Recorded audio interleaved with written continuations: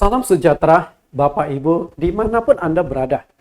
Senang sekali berjumpa kembali dengan para hamba-hamba Tuhan, baik di Indonesia maupun di luar negeri. Topik yang akan saya kupas adalah kelanjutan dari topik yang lalu, yaitu pelayanan. Ini adalah satu tema yang cukup panjang, terdiri dari 10 sesi yang kami salurkan melalui link YouTube kami, Bible Teaching Ministry.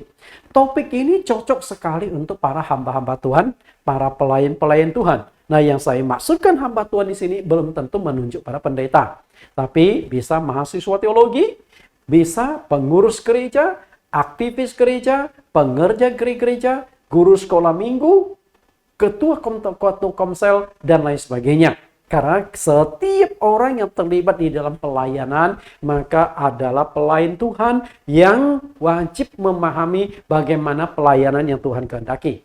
Kita akan mendengarkan pengajaran ini, namun sebelumnya kita akan mendengarkan sebuah pujian dengan judul Hati Sebagai Hamba. Sebuah lagu yang penuh inspirasi dan saya yakin lagu ini seringkali Anda nyanyikan. Penciptanya adalah teman saya, Bapak Pendeta Jonathan Prawira. Mari kita dengarkan pujian ini.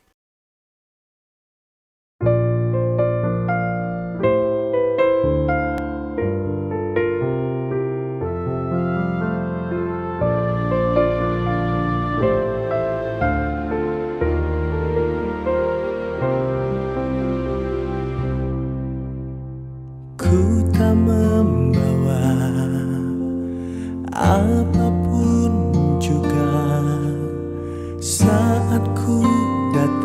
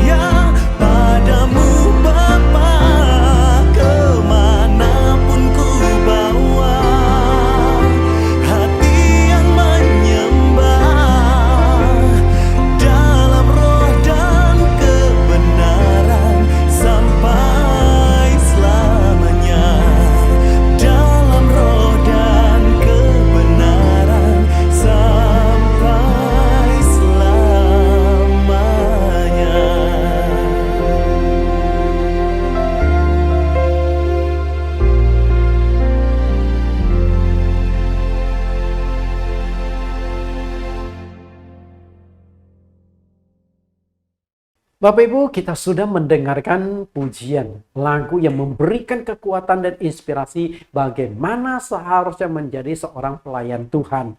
Kita akan berdoa sebelum kita mendengarkan pengajaran hari ini. Mari kita berdoa. Di dalam nama Yesus Kristus, Tuhan dan Juru Selamat, kami berdoa. Terima kasih Tuhan, Engkau tetap menyertai kami, memimpin kami, sehingga kami bisa ibadah live streaming. Untuk hari ini kami akan membahas sesi yang ke-8 dari tema pelayanan. Supaya pelayan-pelayan Tuhan, siapapun dan apapun jenis pelayanan mereka, mereka mendapatkan bimbingan, arahan, motivasi, mentalitas, dan karakter mereka dibentuk, diproses sesuai dengan kehendak Engkau. Agar kami benar-benar menjadi pelayan Tuhan yang bisa menjunjung tinggi dan juga sesuai dengan kehendak Tuhan. Terima kasih Tuhan, kami siap belajar oleh pimpinan Roh Kudus. Di dalam nama Yesus Kristus kami berdoa. Amin. Bapak Ibu, kita akan belajar sesi ini atau topik ini dengan judul Pelayan Tuhan Berkarakter Kristus. Ketika kita mengambil sebuah keputusan untuk melayani Tuhan Yesus Kristus, maka yang sangat penting kita perhatikan itu adalah karakter kita. Apakah karakter kita itu mencerminkan kita benar-benar adalah seorang pelayan Tuhan. Allah adalah sentral dari segala sesuatu. Sentral berarti pusat dari segala sesuatu. Karena itulah Rasul Paulus di dalam Roma 11 ayat 36 dia berkata, sebab segala sesuatu adalah dari Dia dan oleh Dia dan kepada Dia, bagi Dialah kemuliaan sampai selama-lamanya. Kalau kita lihat ayat ini, satu ayat yang begitu pendek menekankan 4 kali dia, dan dia. Artinya Yesus Kristus adalah sentral. Yesus Kristus adalah pusat dari segala-galanya. Dari Dia, artinya Allah sebagai sang pencipta dari segala sesuatu bersumber dari Dia. Oleh Dia, Dia tetap berkuasa atas ciptaan-ciptaannya. Makanya bagaimana kita buktikan bahwa Yesus Kristus adalah sang pencipta? Dia berkuasa atas ciptaannya.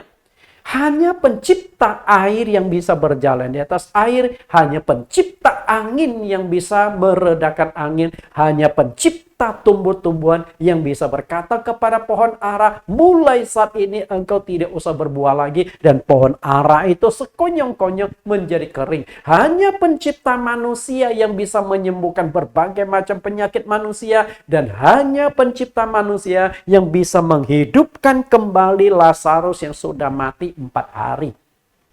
Kemudian bagi Dia berarti segala sesuatu yang diciptakan oleh Tuhan kembali fokus untuk Dia, untuk kemuliaannya.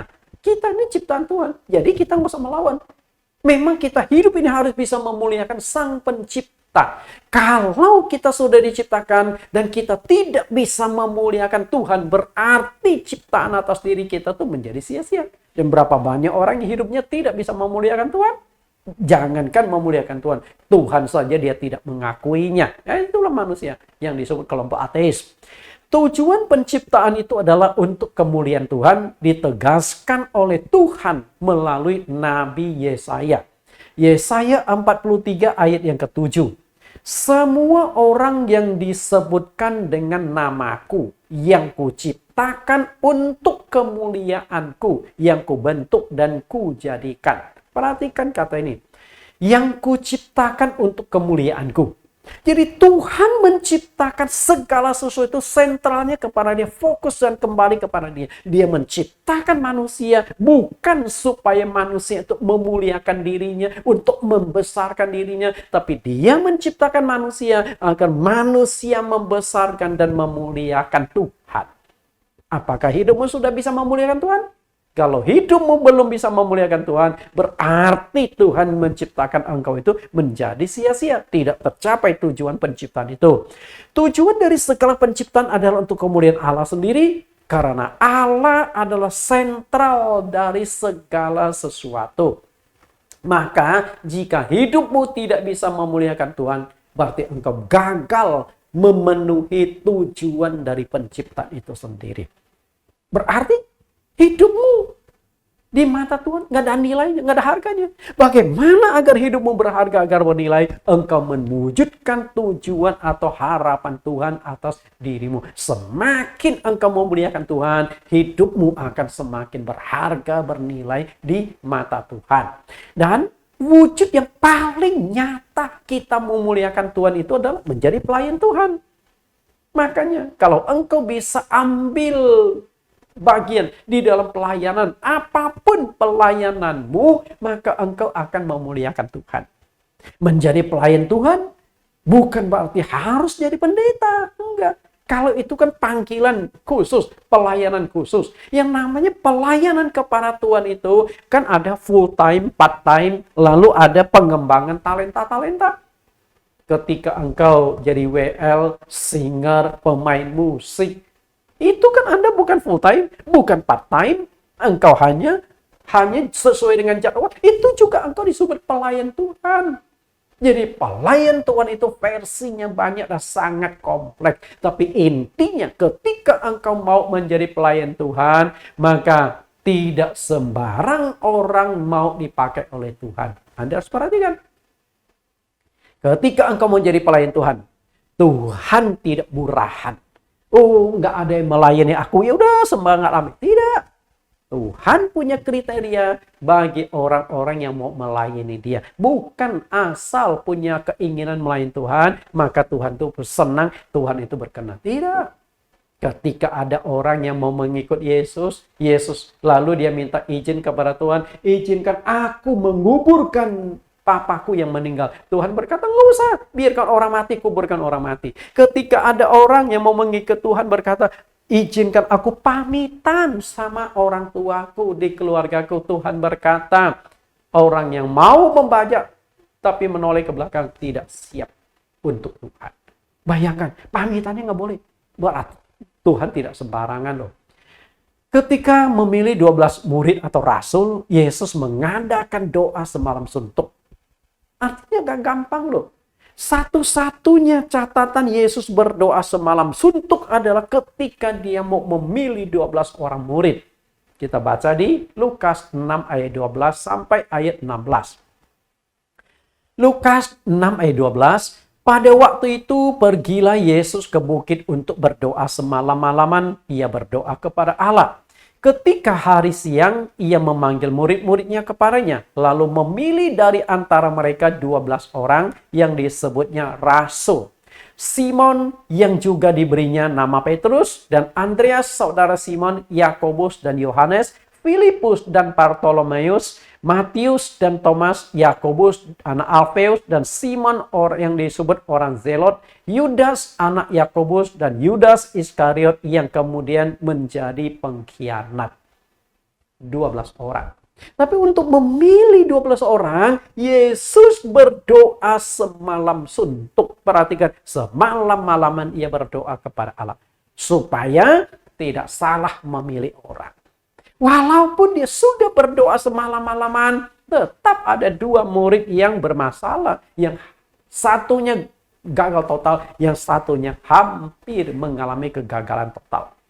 Bapak Ibu yang saya kasih, doa semalam suntuk, masih ada 2 murid yang bermasalah.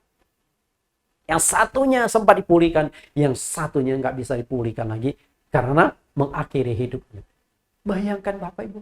Nggak gampang. Artinya Tuhan itu memilih seseorang itu tidak sembarang, tidak gampang. Bukan setiap orang yang mau melayani Tuhan itu bisa.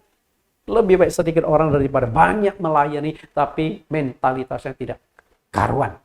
Di sini ada Petrus, dan di sini ada Yudas yang akhirnya menjadi pengkhianat Tuhan Yesus. 2 muridnya.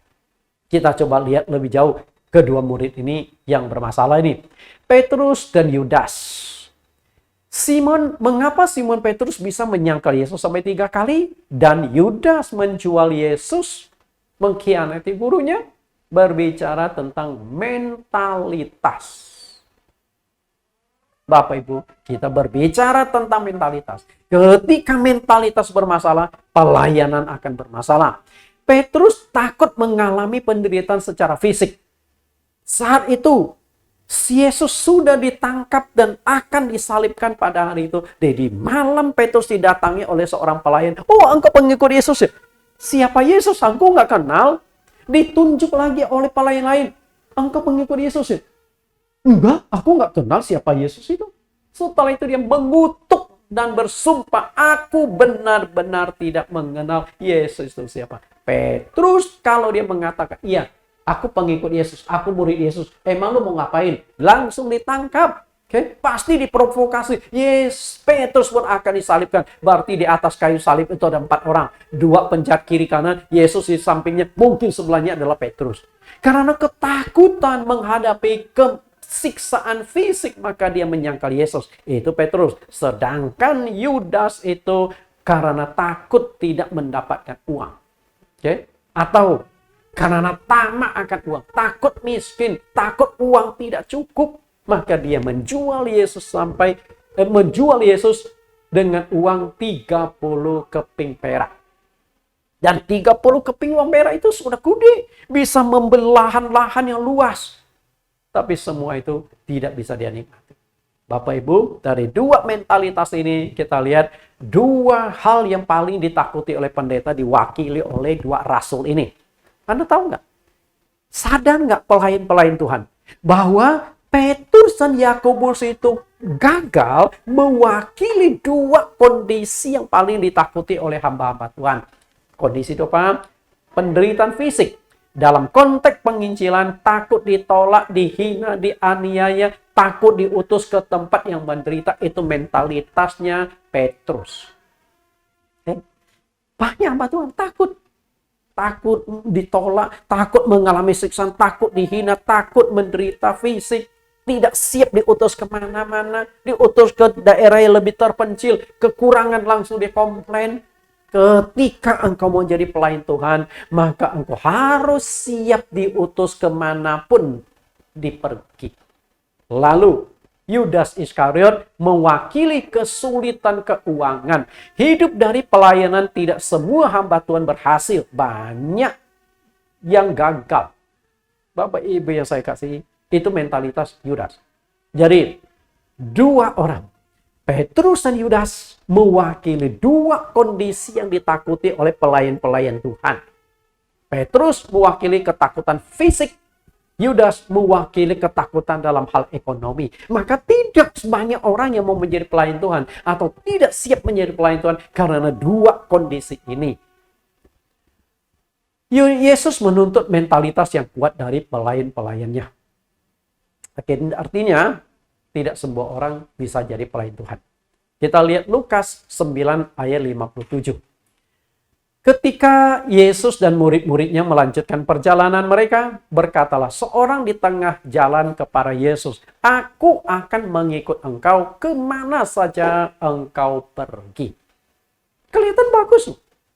Mereka, orang ini melihat, oh Yesus dengan murid-muridnya sudah melakukan pelayanan. Dia dekati.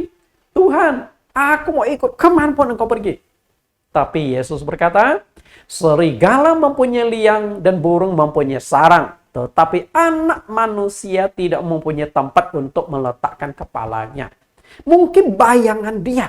Tuhan Yesus dengan murid-murid satu rombongan pelayan kemana-mana pasti banyak duit nih. Saya tidak tahu apakah ini pengangguran atau bagaimana. Dia datang pada Yesus. Aku siap mengikuti engkau kemanapun kau pergi. Tapi kenapa Tuhan Yesus katakan kalimat ini? Kayaknya Tuhan tahu motivasi dia. Oh, Tuhan Yesus bisa melihat dalam hatinya kok. Mungkin dia kurang duit. Mungkin dia nggak ada pekerjaan. Atau mau seco. Nggak ada kerjaan. Ya daripada nganggur, ya udah ikut Yesus lah. Setidaknya bisa dapat makan. Tapi Yesus berkata, serigala itu punya liang loh. Punya rumah loh. Burung itu punya rumah loh. Punya sarang loh. Tapi aku tidak ada apa-apa. Meletakkan kepala pun tidak punya bantal. Artinya aku tuh melayani numpang sini, numpang sana. Kalau engkau mau ikut aku. Kalau orientasimu karena duit, karena kekayaan. Sorry ya. Zaman sekarang sorry ya itu lagi terkenal nih Bapak Ibu. Sorry ya. Nggak ada duit. Siap mental. Makanya tantangan bagi hamba Tuhan itu adalah dalam pelayan itu adalah masalah kondisi keuangan. Lalu orang kedua, lalu ia berkata kepada orang lain, ikutlah aku. Kalau yang tadi menawarkan diri, kalau ini Yesus yang panggil, ikutlah aku. Tetapi orang itu berkata, izinkan aku pergi dahulu menguburkan Bapakku. Dia berkata, oke, aku mau melayani kau sesuai dengan panggilanmu. Tapi aku hanya minta satu kesempatan. Aku kuburkan ayahku dulu karena ayahku lagi mati. Apakah Yesus terima? Yesus berkata, biarkanlah orang mati menguburkan orang mati. Tetapi engkau pergilah dan beritakanlah kerajaan Allah di mana-mana. Wah, saya katakan itu mentalitas benar-benar harus kuat untuk mengikuti Yesus. Bayangkan, menguburkan ayahnya pun tidak boleh. Ini satu kali seumur hidup. Sekian puluh tahun dia dibesarkan oleh bapaknya. Kalau dalam konteks di sini seakan-akan Tuhan itu tidak punya kasih. Tuhan itu tidak bisa mengajarkan tentang berbakti kepada orang tua. Bukan begitu maksud Tuhan Yesus. Ajaran Kristen adalah ajaran yang sangat menjunjung tinggi dan menghormati orang tua kita. Dalam 10 hukum Allah dikatakan, hormatilah ayahmu dan ibumu. Efesus pasal 6 ayat yang pertama sampai ayat yang ketiga. Taatilah orang tuamu di dalam Tuhan. Hormatilah orang tuamu. Engkau akan panjang umur dan berkat dinyatakan. Bapak Ibu yang saya kasih, maksud Tuhan di sini adalah ketika kita mau menjadi pengikut Yesus pelayan Tuhan, kita sudah harus siap tinggalkan. Dan orang yang perlu kita tinggalkan salah satunya orang yang terdekat dengan kita, yang melahirkan dan membesarkan kita, orang tua kita. Ya, lalu saya tidak tahu nih orang yang kedua ini jadi pengikut Yesus atau tidak. Nah, lalu orang ketiga. Dan seorang lain berkata, aku akan mengikut engkau Tuhan, tetapi izinkan aku pamitan dahulu dengan keluargaku. Ini juga permintaan yang boleh dikatakan sangat sederhana, sangat manusiawi. Dulu kan nggak seperti zaman sekarang ada handphone. Sudah ikut Yesus, lalu dari jauh dari pelabuhan, mama, papa, sorry nih aku tadi lupa pamitan. Aku lagi ikut Yesus menjadi pelayan Tuhan. Kan nggak bisa, tahu-tahu hilang.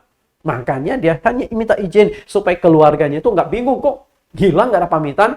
Yesus pun tidak izinkan. Yesus berkata, setiap orang yang mau membajak tetapi yang menoleh ke belakang tidak layak untuk kerajaan Allah. Kalau Anda baca sekilas demikian, masih benarkah mentalitas kita? Masih punyakah mentalitas kita sebagai pelayan-pelayan Tuhan hari ini? Bapak Ibu, kalau itu diuji cobakan kepada semua hamba Tuhan, saya percaya dari 100% dites, tinggal mungkin 5-10% hamba Tuhan yang punya mentalitas seperti ini. Tapi itulah yang Tuhan kehendaki. Mentalitas dan karakter Kristus. Ketika engkau ingin menjadi pelayan Tuhan, engkau harus punya harus karakter Kristus. Dan mentalitas dan karakter Kristus yang akan saya sorot pada saat ini ada 2 poin utama. Pertama, hidup dalam kesederhanaan seperti Kristus. Yang kedua, perkataan dan perbuatannya tidak bercacat celah. Kita akan analisa 2 ini supaya kita bisa belajar mentalitas sama seperti Tuhan Yesus. Mental dan karakter Kristus. Artinya kita hidup dalam kesederhanaan. Kita lihat bagaimana pelayan Tuhan ya. Kelahiran yang memprihatinkan. Anda yang mendengarkan pengajaran saya saat ini, boleh angkat tangan nggak? Siapa yang lahir di atas selembar kitikar? Ada? Nggak ada ya? Oke. Yang lahir di rumah? Nggak ada juga. Oke. Yang lahir di klinik? Ada? Mulai ada ya? Yang lahir di rumah sakit? Wah, banyak nih. Yang lahir di kamar di rumah sakit yang mewah, ruang VIP, ada? Ada juga. Bapak Ibu, tapi Yesus bukan lahir di rumah sakit mewah, bukan di rumah sakit sederhana, bukan di klinik, bukan di rumah, tapi lahir di kandang hewan. Siapa yang lahir di kandang hewan? Saya, walaupun tidak lahir di kandang hewan, Tapi saya juga bukan lahir di rumah sakit. Saya lahir di rumah sendiri. Jadi di kampung nggak ada rumah sakit. Waktu mama saya melahirkan, di kampung itu ada yang namanya dukun beranak. Bukan berarti dukun ilmu hitam punya. Dukun beranak itu istilah biasa orang yang ibu-ibu yang menangani ibu-ibu di kampung yang mau melahirkan. Nah, saya dilahirkan di rumah. Tapi masih bersyukur bukan lahir di kandang hewan. Yesus lahir di kandang hewan loh. Kita lihat inilah cerminan kesederhanaan. Setelah lahir Yesus dibungkus dengan lampin, ditaruh di palungan. Palungan itu adalah tempat makannya hewan. Lukas 2 ayat 6 sampai 7. Ketika mereka di situ, tibalah waktunya bagi Maria untuk bersalin. Dan ia melahirkan seorang anak laki-laki, anak yang sulung. Lalu dibungkusnya dengan lampin dan dibaringkannya di dalam palungan. Karena tidak ada tempat bagi mereka di rumah penginapan. Sebenarnya, Maria juga tidak ingin lahir di kandang hewan. Tapi di sana itu penuh penginapan. Karena saat itu sedang diadakan sensus penduduk. Maria Yusuf pulang ke Bethlehem untuk didaftarkan sebagai warga negara, sebagai penduduk di kota Bethlehem. Karena itu, semua penginapan penuh. Dan Yesus lahir di kandang hewan. Nah, apakah Yesus tidak bisa menunda kelahirannya beberapa hari setelah sensus? Bisa. Tapi Yesus sengaja memilih lahir di kandang hewan sebagai satu cerminan kesederhanaan. Itu yang harus kita pahami filosofinya. Lahir bukan hanya di kandang hewan, tapi Yesus juga memilih lahir dari keluarga yang sangat sederhana, tukang kayu. Bapak Ibu, tukang kayu. Profesi yang tidak terhormat, profesi yang tidak mulia, profesi yang dianggap remeh oleh banyak orang. Matius 13 ayat 54. Setibanya di tempat asalnya, Yesus mengajar orang-orang di situ di rumah ibadat mereka. Maka takjublah mereka dan berkata, dari mana diperolehnya hikmat itu dan kuasa yang mengadakan mujizat-mujizat itu? Bukankah ia ini anak tukang kayu? Bukankah ibunya bersama dan bernama Maria dan saudara-saudaranya Yakobus, Yusuf, Simon dan Yudas, dan bukankah saudara-saudaranya perempuan semuanya ada bersama dengan sama kita? Jadi dari mana diperolehnya semuanya itu? Perhatikan, bukankah ia anak tukang kayu? Jadi Yusuf di kampung tersebut sudah terkenal karena profesinya suka dipanggil orang mau betulkan rumah, mau renovasi rumah, mau membangun rumah. Yusuf. Dan saya percaya Yusuf mungkin ada timnya lagi. Bapak Ibu yang saya kasih. Yusuf. Yesus memilih lahir dari keluarga itu. Nah, karena Yesus lahir di keluarga seorang tukang kayu, profesi bapaknya, akhirnya Yesus pun mewarisi keahlian untuk menjadi seorang tukang kayu. Sehingga bukan hanya Yusuf yang disebut tukang kayu, Yesus pun akhirnya disebut tukang kayu. Tukang kayu. Bukankah ia ini tukang kayu? Perhatikan kata anak sudah hilang loh. Markus pasal 6 ayat 3. Bukankah ia ini tukang kayu? Anak Maria, saudara Yakobus, Yesus, Yoses, Yudas, dan Simon. Dan bukankah saudara-saudaranya yang perempuan ada bersama kita? Lalu mereka kecewa dan menolak dia. Perhatikan kalimat ini. Bukankah ia ini tukang kayu? Artinya, Yesus ini profesinya sebelum dia tampil melayani, tampil mengajar, tukang kayu. Karena berarti selama ini Yesus membantu bapaknya untuk membangun rumah, renovasi rumah. Makanya dia juga dikenal tukang kayu. Bukan Yusufnya yang tukang kayu kalau kita lihat ayat di sini. Yesus bukan seorang pejabat, bukan seorang selebritis, bukan seorang yang punya profesi yang mentereng. Dia hanya seorang tukang kayu. Dan seorang tukang kayu itu gambaran kesederhanaan, gambaran tidak terkenal. Maka Yesus katakan, hendaklah engkau menjadi garam. Garam itu kesederhanaan. Murah, ada di mana-mana. Dari warung-warung kecil pun Anda bisa temukan garam. Tapi fungsi garam itu begitu penting di dalam kehidupan manusia. Bayangkan kalau makanan tanpa garam, rasanya apa? Nggak ada rasa. Tapi garam, dia bisa beradaptasi. Di warung-warung kecil, di warteg-warteg, sampai restoran-restoran terkenal, hotel-hotel bintang 5, bintang 7, semuanya memakai garam. Itulah Yesus mau mengajarkan. Tapi garam itu dari mana asalnya? Dari laut. Air laut diproses. Jadi garam. Bukan dari sumber yang wah bunyinya. Enggak. Yesus mengajarkan tentang kesederhanaan. Mengapa orang-orang Yahudi kecewa dan menolak Yesus? Karena bayangan orang Yahudi bahwa Yesus itu berasal dari keturunan raja-raja, keturunan bangsawan. Sebenarnya kalau mereka mau telusuri asal-usul Yusuf, mestinya mereka akan tahu dia adalah keturunan Daud. Masih ada darahnya Daud. Tapi mereka kan tidak mau tahu, tidak telusuri lebih jauh. Karena harapan mereka, Mesias itu yang dijanjikan bagi mereka itu terlalu tinggi. Oke? Ekspektasi mereka tertinggi. Oh, yang akan jadi raja mereka mestinya lahir dari keluarga raja. Lahir paling tidak itu dari bangsawan. Kalau tidak lahir dari keluarga bangsawan, paling tidak lahir dari keluarga kaya raya atau keluarga yang terpandang. Lah, ini hanya tukang kayu. Kecewa dan menolak Yesus. Oke? Bukankah ini tukang kayu? Lalu mereka kecewa dan menolak dia. Itu masalahnya Bapak Ibu. Maka Yesus berkata kepada mereka, seorang nabi dihormati di mana-mana kecuali di tempat asalnya sendiri, di antara kaum keluarganya, di dalam rumahnya. Bapak Ibu yang saya kasih, Yesus berkata, dia akan dihormati di mana-mana, tapi di kampungnya, di rumahnya sendiri, tidak di rumah. Nah, itulah berarti sudah dialami oleh para nabi. Ia tidak dapat mengadakan satu mujizat pun di sana kecuali menyembuhkan beberapa orang sakit dengan meletakkan tangannya atas mereka. Ia merasa heran atas ketidakpercayaan mereka. Bapak Ibu yang saya kasih, gambaran kesederhanaan.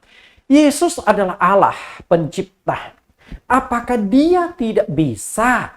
Dan apakah dia tidak berhak memilih lahir dari keluarga kaya raya? Lahir dari keluarga terhormat? Lahir dari keluarga bangsawan? Bisa. Sangat-sangat bisa. Yesus sengaja memilih lahir dari keluarga yang tidak terpandang dari keluarga tukang kayu, keluarga yang miskin, dan memilih Siskon dilahirkan di kandang hewan. Karena Yesus ingin memberikan contoh kesederhanaan hidup sebagai seorang pelayan Tuhan. Artinya, kalau engkau ingin jadi pelayan Tuhan, kesederhanaan itulah yang ditonjolkan. Karena berasal dari keluarga sederhana, maka Yesus bisa menjangkau orang-orang miskin. Orang-orang yang tersisih dari dunia, orang-orang yang ditolak di dunia, sehingga bisa menerima Injil keselamatan. Bayangkan Bapak Ibu, kalau Yesus lahir dari kalangan atas, mungkin orang-orang kalangan atas cocok dan bisa terima Yesus. Tapi kalangan yang di bawahnya tidak bisa karena jaraknya terlalu jauh. Mereka tidak percaya diri, mereka merasa tidak berani dekati Yesus Kristus. Tapi kalau Yesus lahir dari keluarga miskin saudara, maka orangnya miskin yang hidupnya kurang dan sebagainya bisa mendekati Yesus. Maka Yesus berkata di Matius 11 ayat yang keempat, Yesus menjawab mereka, pergilah dan katakanlah kepada Yohanes apa yang kamu dengar dan kamu lihat. Kenapa Yesus sampaikan kepada Yohanes? Karena Yohanes ini membuka jalan bagi Yesus. Walaupun Yohanes sudah mendapatkan petunjuk, orang yang engkau akan baptis, Roh Kudus akan turun di atasnya. Yohanes sudah jelas. Maka Yohanes berkata, inilah anak domba Allah. Tapi kalau dia lihat kok Yesus nggak tampil-tampil, nggak mengambil posisi untuk meneruskan apa yang sudah dibukakan jalan itu, Yohanes mulai ragu. Makanya untuk mempertegas, dia utuslah seorang muridnya. Jadi Yohanes juga punya murid, Yohanes Pembaptis, ketemu sama Yesus. Coba tanya tuh Yesus, sebenarnya engkau ini yang diutus Allah atau bukan? engkau yang diutus supaya aku buka jalan untuk engkau atau bukan? Dan jawaban Yesus, orang buta melihat, orang lumpuh berjalan, orang kusta menjadi tahir, orang tuli mendengar, orang mati dibangkitkan, dan kepada orang-orang miskin diberikan kabar baik. Artinya, aku sudah buktikan melalui pelayananku bahwa aku memang diutus oleh Tuhan. Kalau enggak, bagaimana aku bisa lakukan tanda heran, mujizat, dan sebagainya, membangkitkan orang mati? Perhatikan kalimat ini. Orang miskin diberikan kabar baik. Dan berbahagialah orang yang tidak kecewa dan menolak aku.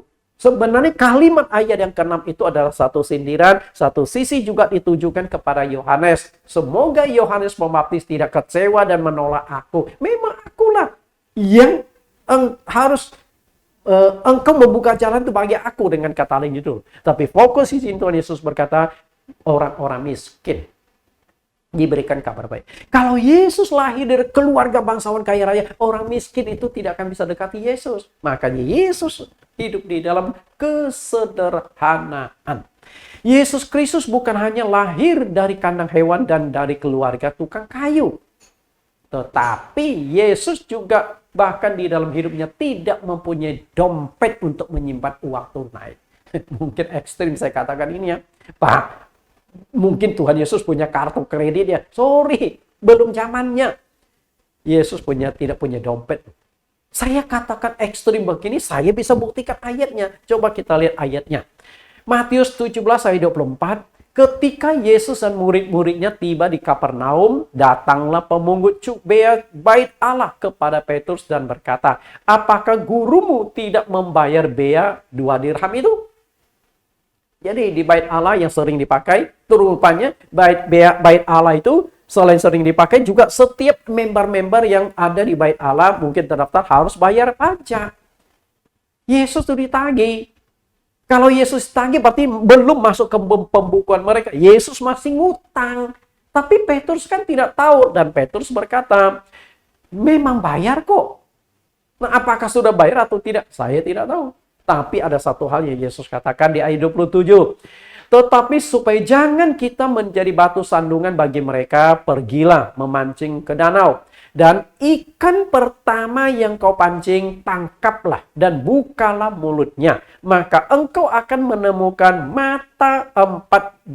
uang 4 dirham di dalamnya.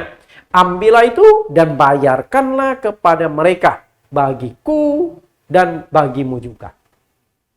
Bapak Ibu, kalau Yesus punya dompet, kalau Yesus sedang memegang uang tunai, pasti langsung tuh bayar Petrus ke tukang pajak itu. Enggak akan disuruh Petrus, kamu pergi mancing ya. Nanti ikan yang pertama yang makan pancingmu, kamu ambil, buka mulutnya. Di dalam ada koin 4 dirham.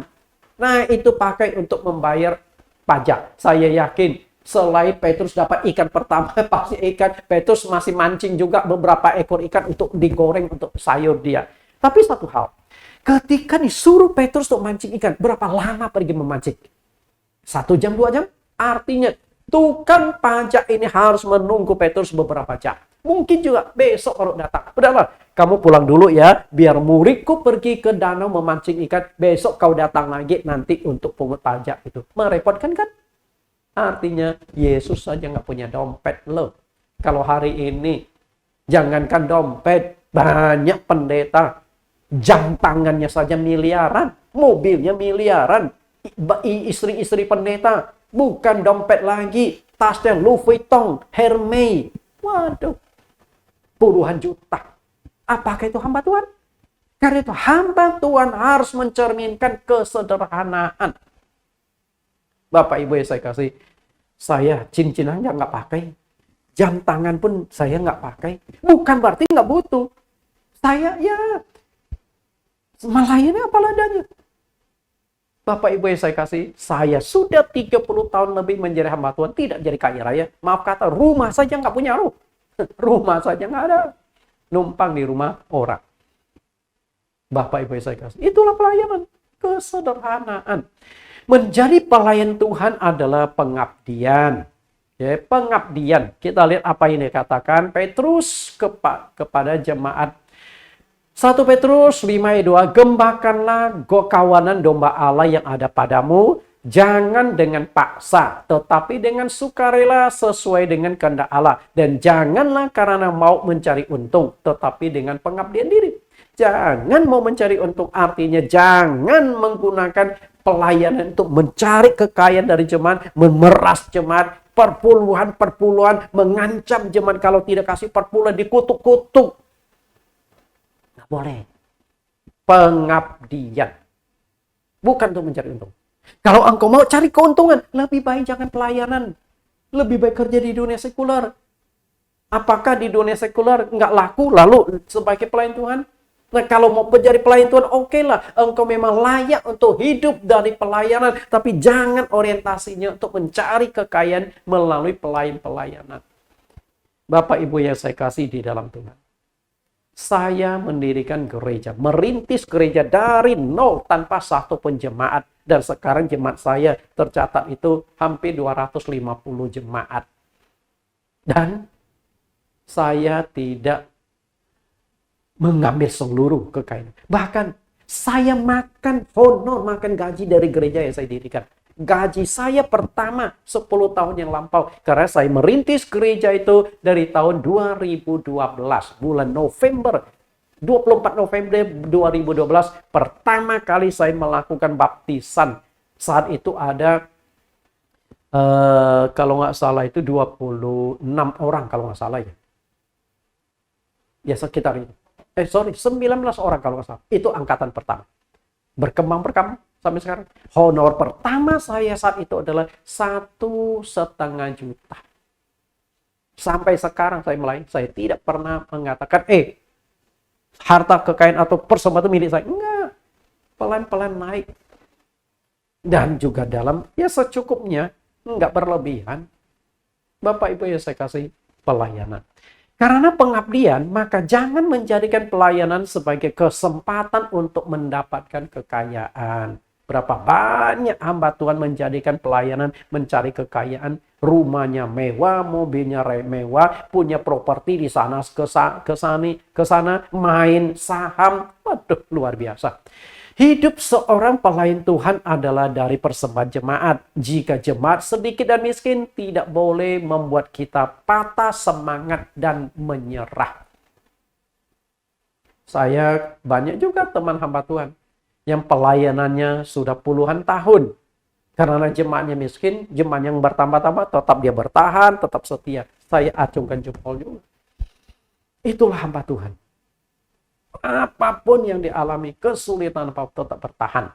Mental dan karakter Kristus yang kedua. Tadi berbicara kesederhanaan. Lalu, kalau engkau sudah mentalitas hidup dalam kesederhanaan, Anda sudah lolos yang pertama. Tapi saya lihat banyak pendeta-pendeta di Indonesia, bahkan di luar negeri, hidupnya glamor, kaya raya. Anda bukan hamba Tuhan, Anda hamba uang.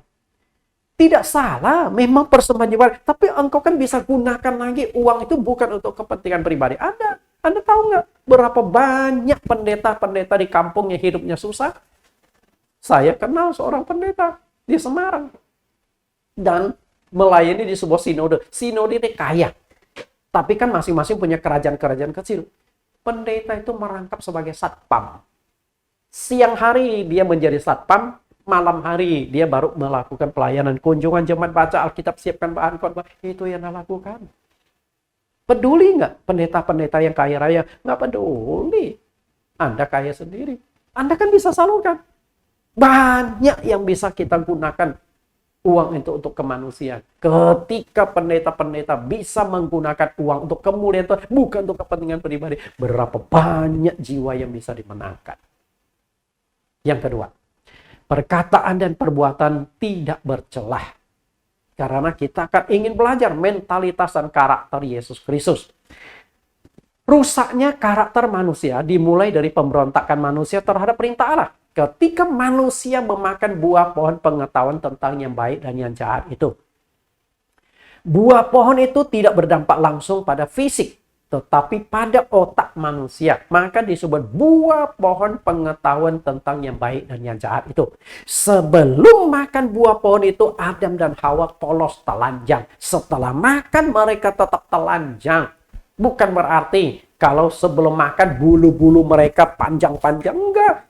Setelah makan buah itu rontok semua. Enggak. Telanjang tetap telanjang. Tapi otaknya berubah. Berarti pohon pengetahuan baik dan jahat itu berbicara tentang otak. Dan di otak manusia itulah tersimpan berbagai macam hal. Kejahatan, kemunafikan, pornografi, dan lain sebagainya. Semua itu ada di otak manusia. Begitu hebatnya pengaruh buah pengetahuan. Generasi manusia pertama saja sudah terjadi kejahatan yang mengerikan. Yaitu Kain membunuh adiknya Habel. Kita lihat generasi pertama loh. Kejadian 48, kata Kain kepada Habel, adiknya, marilah kita pergi ke padang. Jadi kelihatan baik nih. Habel juga percaya sama kokonya, nggak akan macam-macam nih. Jadi ikut kokonya ke padang. Ketika mereka ada di padang, tiba-tiba Kain memukul Habel, adiknya itu, lalu membunuh. Mungkin adiknya suruh berjalan di depan. Lalu secara diam-diam, mungkin Kain ini memegang sebuah tongkat gitu loh. Atau pentungan. Dan adiknya tuh nggak curiga. Nah ketika ada peluang, adiknya langsung disikat. Dipukul satu kali. Pasti keleng-keleng, dipukul lagi, langsung dibunuh. Kenapa demikian? Generasi pertama loh Bapak Ibu. Generasi pertama saja sudah terjadi pembunuhan, sudah terjadi dosa yang begitu mengerikan. Dan yang dibunuh itu adik kandungnya, darah dagingnya sendiri. Di mana belas kasihan, di mana hubungan persaudaraan, nggak ada lagi. Dan masalahnya juga sangat sepele. Gara-gara iri hati saja. Habel mempersembahkan hewan, persembahannya diperkenan Tuhan, sedang Kain mempersembahkan hasil pertanian, persembahannya tidak diperkenan Tuhan. Hanya itu saja, iri hati, lalu bunuh adiknya. Kejahatan manusia, dampak dari pohon pengetahuan baik dan jahat. Dan selanjutnya, manusia itu karakternya berubah-ubah, zaman sekarang lebih mengerikan lagi. Tapi saya melihat ada sebuah pekerjaan iblis di balik kejahatan Kain. Artinya, orang-orang yang berbuat jahat itu tidak semata-mata orangnya itu memang jahat, tapi ada pekerjaan setan yang membuat dia semakin jahat, kejam, dan sebagainya. Kalau Kain tidak dipakai oleh setan, tidak akan sekejam itu. Makanya Tuhan Yesus katakan di Yohanes pasal yang ke-10, pencuri datang untuk mencuri, membunuh, dan membinasakan. Yang dimaksudkan pencuri oleh Tuhan Yesus itu adalah iblis. Dan Tuhan Yesus katakan juga di Yohanes pasal 8, iblislah yang menjadi bapakmu, dia adalah pembunuh manusia sejak semula. Jadi iblis memang pembunuh. Dia akan membunuh damai sejahteramu, dia akan membunuh kebahagiaanmu, dia akan membunuh fisikmu, dia akan membunuh jiwamu supaya engkau masuk ke neraka. Itu memang pekerjaan setan. Nah, kita lihat bagaimana pekerjaan setan di sini. 1 Yohanes pasal 3 ayat 12. Bukan seperti Kain yang berasal dari si jahat dan yang membunuh adiknya. Apakah sebabnya ia membunuhnya? Sebab segala perbuatannya jahat dan perbuatan adiknya benar. Jadi si Kain dipakai oleh setan melakukan kejahatan yang fatal, membunuh adiknya sendiri. Dan Yesus katakan di Yohanes 8 ayat 44, iblislah yang menjadi bapamu dan kamu ingin melakukan keinginan-keinginan bapamu. Ia adalah pembunuh manusia sejak semula. Sejak semula yang dimaksudkan itu adalah generasi pertama Kain sudah lakukan pembunuhan terhadap adiknya yaitu Habel. Dan tidak hidup dalam kebenaran sebab di dalam dia tidak ada kebenaran. Apabila ia berkata dusta, ia berkata atas kehendaknya sendiri. Sebab ia adalah pendusta dan bapa segala dusta. Bapak Ibu yang saya kasih, itulah dia. Iblis. Dosa itu menurun kepada semua orang. Inilah yang disebut dosa turunan. Roma 5 ayat 12. Sebab itu sama seperti dosa telah masuk ke dalam dunia oleh satu orang. Dan oleh dosa itu juga maut. Demikianlah maut itu telah menjalar kepada semua orang. Karena semua orang telah berbuat dosa. Perhatikan di sini. Semua orang telah berbuat dosa. Artinya, tidak ada yang bebas dari dosa. Nah, kalau tidak ada seorang pun yang bebas dari dosa, berarti semua orang itu sudah punya noda, sudah punya cacat. Roma 3:10, seperti ada tertulis, tidak ada yang benar, seorang pun tidak. Seorang pun tidak. Semua orang telah menyeleweng, mereka semua tidak berguna. Tidak ada yang berbuat baik, seorang pun tidak. Perhatikan dua ayat ini. Ayat yang ke-10, seorang pun tidak. Lalu ayat 12, seorang pun tidak. Dua kali ditekankan, seorang pun tidak. Artinya tidak ada yang baik, tidak ada yang benar. Berarti semua orang berdosa.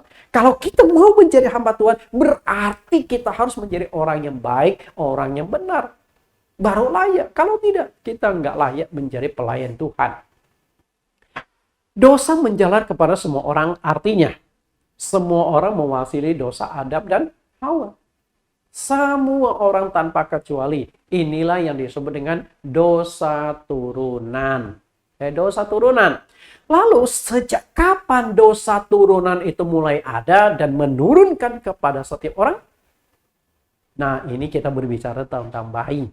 Ada berbagai macam pandangan, tapi setidaknya dua kelompok. Ada yang mengatakan bayi tidak punya dosa. Ada yang mengatakan bayi punya dosa. Mana yang lebih benar? Kita coba.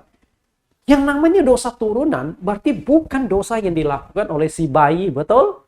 Nah, seharusnya dosa turunan itu sudah ada ketika bayi itu di dalam kandungan ibunya. Baru bisa disebut dosa turunan. Kalau dosa tidak punya bayi, mungkin bukan dosa turunan. Tapi dosa pribadi, bayi belum bisa berbuat dosa. Tapi dosa turunan ada pada bayi itu. Berarti dosa turunan sejak dalam kandungan sudah terjadi dosa turunan. Dan hal itu disingkapkan oleh Raja Daud. Mazmur 51 ayat 5, sebab aku sendiri sadar akan pelanggaranku. Aku senantiasa bergumul dengan dosaku. Sesungguhnya dalam kesalahan aku diperanakkan dan di dalam dosa aku dikandung ibuku. Di Mazmur 51 ayat 5 dan ayat yang ke-7, seseorang di dalam kandungan ibunya pun dia sudah punya dosa. Punya dosa. Dan ketika berbicara tentang dosa, kita berbicara dua macam dosa, yaitu dosa turunan, dosa yang bersumber dari nenek moyang kita Adam dan Hawa, dan dosa yang kedua adalah dosa pribadi. Dosa turunan kita nggak bisa hindari, tapi dosa pribadi kita masih bisa mengupayakan agar kita menjadi orang yang benar. Dan ketika berbicara dua macam dosa ini, Yesus Kristus bebas dari kedua macam dosa ini. Dosa pribadi maupun dosa turunan, Yesus tidak ada. Itulah gambaran kesempurnaan dalam karakter sebagai pelayan Tuhan. Kita buktikan bahwa Yesus tidak punya dosa turunan. Di Lukas 1 ayat 30, Maria mengandung Yesus dari kuasa Roh Kudus. Berarti Yesus lahir itu bukan benih Yusuf dan benih Maria. Nah, kalau dia lahir bukan dari benih Yusuf dan Maria, Yesus otomatis pun tidak punya dosa turunan. Karena Roh Kudus turun masuk ke dalam rahim Maria. Nah, yang ada di dalam kandungan Maria itu bukan benih manusia, tapi benih Allah. Apakah Allah punya dosa? Lahirlah Yesus Kristus. Berarti Yesus bebas dari dosa turunan. Lalu bagaimana dengan dosa pribadi? Sepanjang dari lahir sampai Yesus mati, kita baca Alkitab, kita tidak temukan di mana dosa Yesus. Dan Yesus juga tantang. Yohanes 8 ayat 46, siapakah di antaramu yang membuktikan bahwa aku berbuat dosa? Apabila aku mengatakan kebenaran, mengapa kamu tidak percaya kepadaku? Dan Yesus tantang, silakan buktikan di mana dosaku. Perkataan, perbuatan, di mana aku telah berbuat dosa. Yesus tantang. Tapi kalau kita tantang, coba sebutkan dosaku. Wah, itu bisa seabrak-abrak muncul keluar. Lalu 1 Petrus 2 ayat 21, sebab untuk itulah kamu dipanggil karena Kristus pun telah menderita untuk kamu. Dan telah meninggalkan teladan bagi kamu supaya kamu mengikuti jejaknya. Teladan tadi adalah teladan kesederhanaan. Nah, di sini teladan dalam kesempurnaan karakter. Perkataan, perbuatan, pikiran harus sama seperti Kristus. Samanya apa? Ayat 22. Ia tidak berbuat dosa dan tipu tidak ada dalam mulutnya. Tidak berbuat dosa. Perkataan Yesus juga tidak sembarang, tidak menyakiti orang. Perkataannya tidak menjelekkan orang. Itulah kesempurnaan. Ketika ia dicaci maki, ia tidak membalas dengan mencaci maki. Ketika ia menderita, ia tidak mengancam. Tetapi ia menyerahkan kepada Dia yang menghakimi dengan adil. Gambaran kesempurnaan karakter. Kita kalau pelayan Tuhan masih punya itu mentalitas dan karakter Kristus. Perkataannya sempurna, pikirannya, perbuatannya sempurna, dengan kata lain tidak ada cacat noda.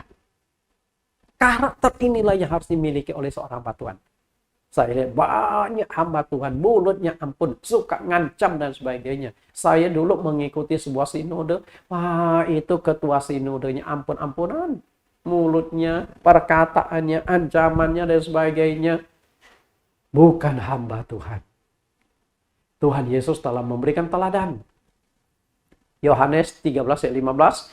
Sebab aku telah memberikan suatu teladan kepada kamu, supaya kamu juga berbuat sama seperti yang telah kuperbuat kepadamu. Teladan. Teladan. Ikuti teladan itu. Matius 11 ayat 29, pikulah-Ku yang kupasang dan belajarlah kepadaku. Karena aku lemah lembut dan rendah hati, dan jiwamu akan mendapatkan ketenangan. Perhatikan kata lemah lembut, rendah hati itu cerminan sifat dan karakter yang baik. Kalau dia lemah lembut, berarti tidak akan emosional.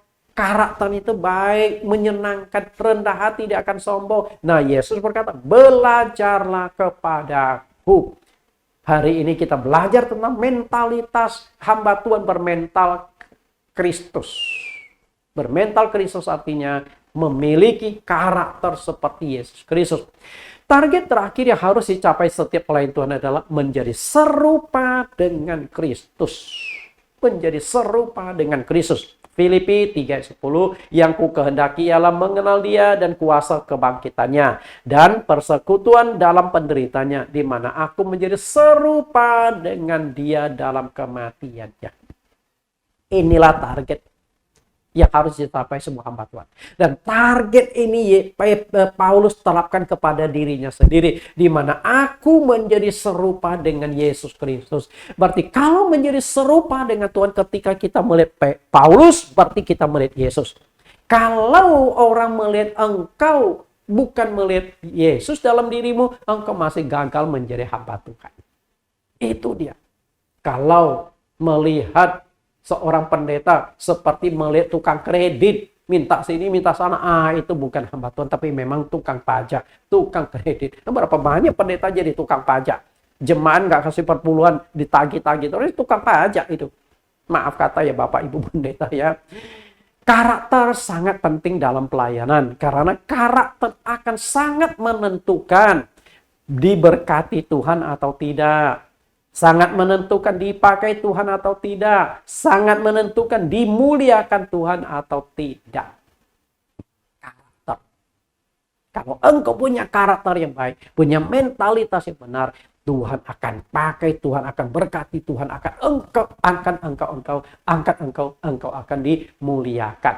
Diberkati, dipakai, dan dimuliakan karena berkarakter baik. Saya akan berikan contoh dua tokoh ini sebagai bagian akhir dari pengajaran saya. Yang pertama contoh Nabi Nuh, dan yang kedua contoh Yusuf. Kalau saya ambil kisahnya akan panjang, tapi sekilas saja bahwa karakter menentukan dipakai Tuhan atau tidak. Mereka juga pelayan-pelayan Tuhan. Nuh diberkati, dipakai Tuhan. Kejadian 6 ayat 5, ketika dilihat Tuhan bahwa kejahatan manusia besar di bumi dan bahwa segala kecenderungan hatinya selalu membuahkan kejahatan semata-mata, maka menyesallah Tuhan bahwa Ia telah menjadikan manusia di bumi, dan hal itu memilukan hatinya. Berfikirlah Tuhan, aku akan menghapus manusia yang telah kuciptakan itu dari muka bumi, baik manusia maupun hewan dan binatang-binatang dan melata dan burung-burung di udara, sebab aku menyesal bahwa aku telah menjadikan mereka. Kita lihat karakter manusia di zaman Nuh itu sudah hancur, rusak. Kejahatan semata-mata yang ada di dalam hati mereka. Apakah Nuh hidup terpisah dari orang-orang jahat sehingga ia tidak terpengaruh? Mereka satu kelompok hidup bergetar. Nuh hidup terpisah? Enggak. Nuh hidup di tengah-tengah orang yang jahat itu. Kita lihat, tetapi Nuh mendapatkan kasih karunia di mata Tuhan.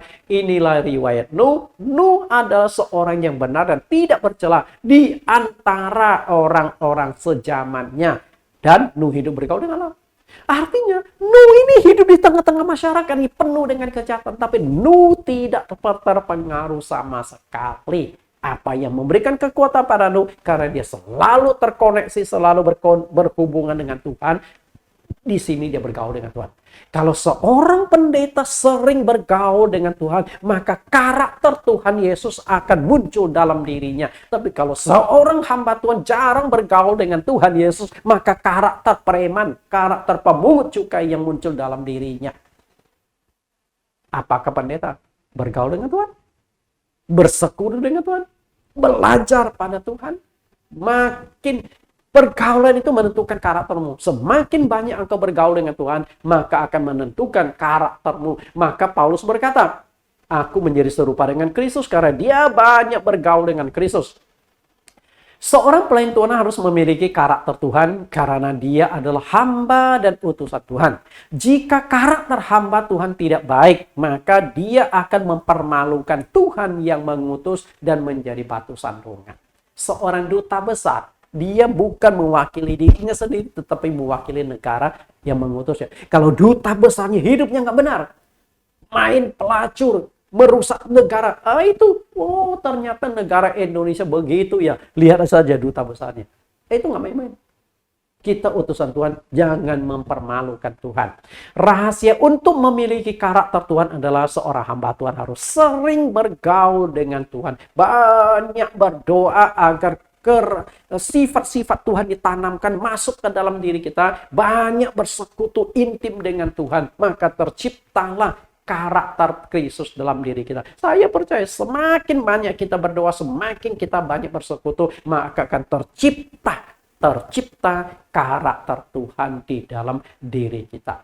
Nuh, dia hidup di tengah-tengah masyarakat, tapi Nuh itu bagaikan sekuntum bunga yang tumbuh di tempat kotoran. Katakanlah bunga mawar tumbuh dari satu tumpukan kotoran sapi. Coba Anda petik bunga mawar itu. Apakah bunga mawar itu akan bawa kotoran sapi? Enggak. Bunga mawar tetap menghasilkan wangi mawar. Itulah Nuh. Nuh hidup di tengah-tengah itu. Dia tidak terpengaruh di mana dia bertumbuh.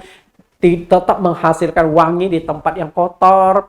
Karena Nuh hidup bergaul erat dengan Tuhan. Nuh dipakai Tuhan sebagai nenek moyang manusia kedua.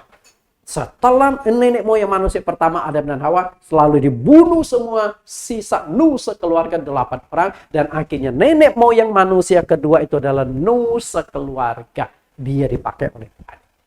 Itulah Nuh. Nah, hari ini kita sebagai pelayan Tuhan, apakah pelayan Tuhan itu masih seperti Nuh? Kita hidup di dunia tetapi tidak serupa dengan dunia.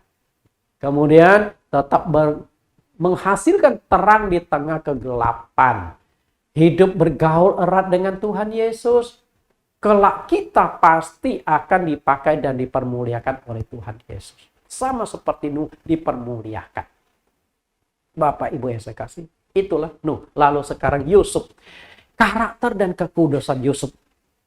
Kenapa Yusuf seorang gembala kecil yang hanya ditugaskan menggembalakan beberapa ekor hewan bisa dipakai Tuhan menjadi Perdana Menteri di Mesir? Yusuf punya karakter luar biasa. Yusuf dari seorang gembala kecil yang dijual dan dijadikan budak oleh saudaranya yang karena iri hati. Tetapi Yusuf tetap disertai dan diberkati Tuhan. Sampai akhirnya Tuhan mengangkat Yusuf sebagai penguasa di tanah Mesir. 4 sifat karakter dari Yusuf. Oke. Pertama, tekun bekerja. Apapun tugas yang diberikan Yusuf, dikerjakan dengan beres. Seorang hamba Tuhan harus tekun melayani. Kerjakan. Jangan, apalagi kalau pendeta yang bersifat melayani di bawah organisasi. Saya dulu juga sama seperti itu. Kayak artinya melayani di bawah sebuah organisasi yang bersifat sentralisasi. Pendeta itu dikasih gaji. Nah, itu mentalitas pendeta itu berbahaya. Yang dikasih gaji itu. Maksudnya begini, kalau dikasih gaji, saya kerja 24 jam, gaji saya 10 juta. Saya santai-santai tiap hari main game, tiap hari nonton sinetron, gaji saya tetap 10 juta. Nah, itu mentalitas bisa berbahaya. Tapi ketika organisasi bersifat otonom, itu juga bahaya, pendeta akan jatuh dalam ketamakan. Orang kaya dilayani, orang miskin tidak dilayani. Itu memang serba salah ya, tergantung mentalitas lagi. Yusuf tekun bekerja, apapun yang dikerjakan sukses. Lalu yang sekarang setia. Ketika tuannya kasih tugas ini, dikerjakan dengan baik. Sisanya dia nggak akan berani kutak-katik. Lalu menjaga kekudusan. Satu kali Yusuf didekati oleh istri Potifar, didekati, dirayu, tiap hari dirayu, tidak mempan. Sampai nggak ada orang di rumah pun, tinggal Yusuf dan nyonyahnya, Tante Po. Okay? Kalau Yusuf mau gunakan kesempatan berhubungan badan dengan Tante Po, nggak ada yang lihat. Tapi ada dua, Yusuf dan Tuhan tahu. Dia kemudian menolak. Akhirnya difitnah oleh Tante Po, langsung dijebloskan ke dalam penjara, lalu mudah mengampuni. Ketika berbicara tentang pengampunan, kita lihat pengampunan yang diberikan oleh Yusuf. Pertama, dia mengampuni saudara-saudaranya. Saudaranya membuat dia tersiksa. 13 tahun mengalami penderitaan. Umur 17 tahun dia sudah dijual. Umur 30 tahun dia menjadi Perdana Menteri. 13 tahun masuk penjara, diperjadikan budak dan sebagainya, difitnah lagi dan sebagainya. Bapak Ibu, dia tidak benci saudara-saudara. Dia ampuni, bahkan membiayai hidup saudara. Yang kedua yang diampuni adalah istri Potifar. Setelah dia menjadi Perdana Menteri, seharusnya dia itu sudah di atas, jauh di atas Potifar dan Tante Po yang sudah memfitnah dia. Saya yakin dengan mudah bisa disingkirkan oleh Yusuf. Dibongkar kejahatannya. Dan sama juga Potifar. Sekarang Potifar itu kan sudah di bawah Yusuf. Atasan Potifar itu dulu Yusuf. Potifar nggak ada apa-apanya dibandingkan Yusuf. Yusuf orang kepercayaan Firaun. Sedangkan Potifar itu hanya kepala pengawal raja. Nggak ada apa-apanya. Tapi di dalam Alkitab tidak ada catatan dia menyingkirkan Potifar dan istrinya. Dia dendam. Tidak ada pengampunan. Karena inilah karakter Kristus. Sebagai layar terakhir kita lihat sebuah statement. Jagalah pikiranmu karena itu akan menjadi perkataanmu. Artinya perkataan kita kan muncul dari pikiran. Jagalah perkataanmu karena akan menjadi perbuatanmu. Jagalah perbuatanmu karena akan menjadi kebiasaanmu. Jagalah kebiasaanmu karena itu akan menjadi karaktermu. Jagalah karaktermu karena itu akan mengubah nasibmu.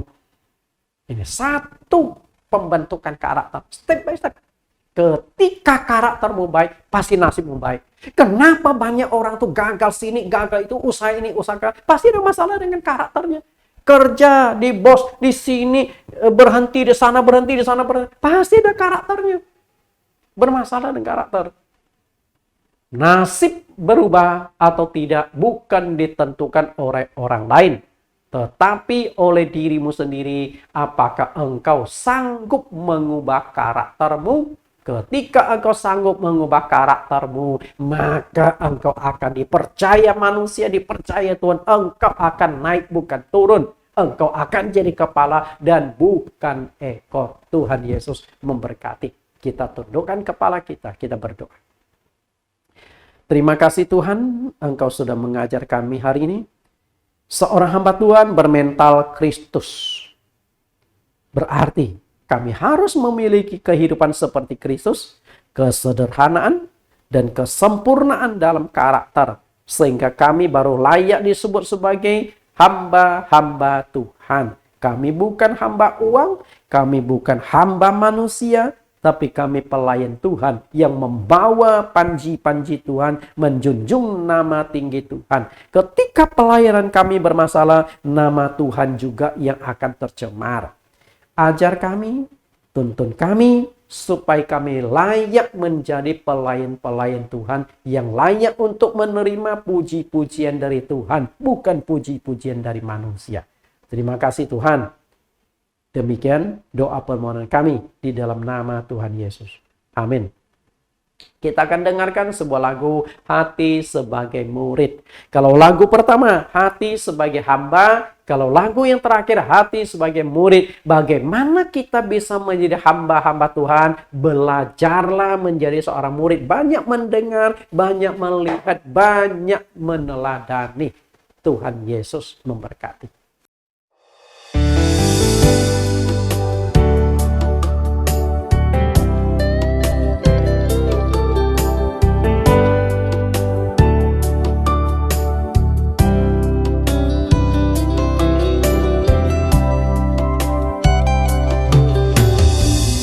Di saat ku tak mengerti perkara yang sedang ku alami kini, ku percaya Kaulah Tuhan yang tahu apa yang sedang Kau lakukan. Ku tahu Kau sedang mengajarku lewat segala sesuatu, agar ku semakin serupa gambaran-Mu. Berikan ku hati sebagai murid-Mu yang mendapat hikmat-Mu, agar ku selalu tinggal di dalam kemuliaan-Mu.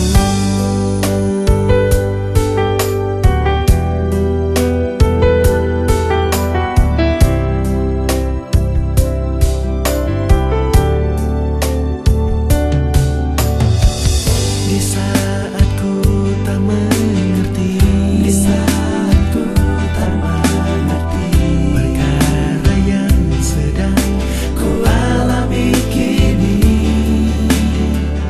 ku percaya Kaulah Tuhan, Kaulah Tuhan yang tahu apa yang sedang Kau lakukan. Ku tahu Kau sedang mengajarku lewat segala sesuatu, agar ku semakin serupa gambaran-Mu. Berikan ku hati sebagai murid-Mu yang mendapat hikmat-Mu, agar ku selalu tinggal di dalam kemuliaan-Mu.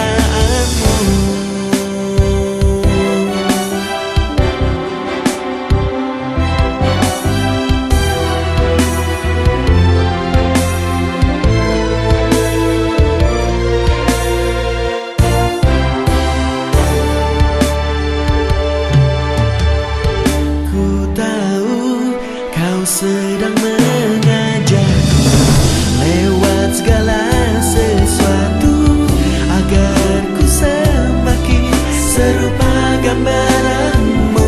Berikan ku hati sebagai murid-Mu yang mendapat hikmat-Mu, agar ku selalu tinggal di dalam kemuliaan-Mu.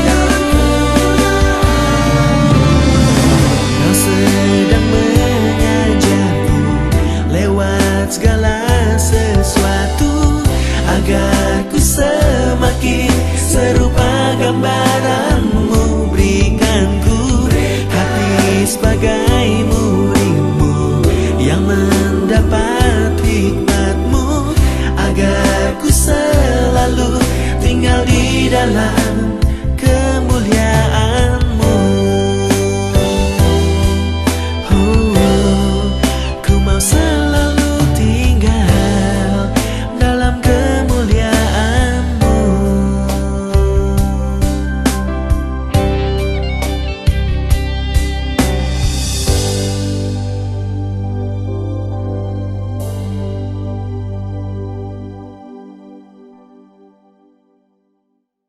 Bapak Ibu, bagi Anda yang mengikuti STT ITAE, setiap sesi pelajaran ada 10 pelajaran atau 10 pertanyaan yang wajib Anda selesaikan. Kita lihat ini pelajaran di sesi yang ke-8 dengan topik pelayan Tuhan berkarakter Kristus.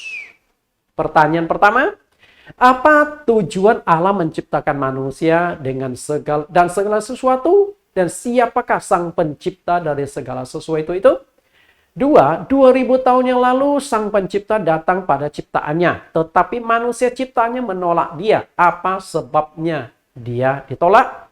3. Yesus adalah Allah yang lahir menjadi manusia. Bagaimana proses dia lahir ke dunia? 4. Tuhan tidak sembarang memakai orang untuk melayani pekerjaannya. Bagaimana Anda membuktikan hal itu? 5. Apa yang menjadi penyebab Petrus menyangkal Yesus 3 kali? Dan apa pula yang menjadi penyebab Yudas menjual Yesus? Pertanyaan yang ke-6, tuliskan 2 mental dan karakter Yesus Kristus. Pertanyaan 7, apa profesi Tuhan Yesus sebelum dia berumur 30 tahun? Tuliskan teks ayat Alkitab untuk membuktikan profesinya. 8, apa yang dimaksud istilah onta masuk lubang jarum? Melukiskan siapakah onta itu? 9. Bagaimana Anda membuktikan bahwa Yesus Kristus tidak memiliki dosa turunan maupun dosa pribadi? Yang terakhir, apakah langkah awal untuk menjadi serupa dengan Kristus? Silakan ketik rapi, cari jawabannya di Alkitab dan juga dari pelajaran saat ini dan kirimkan ke STT ITAE. Tuhan Yesus memberkati.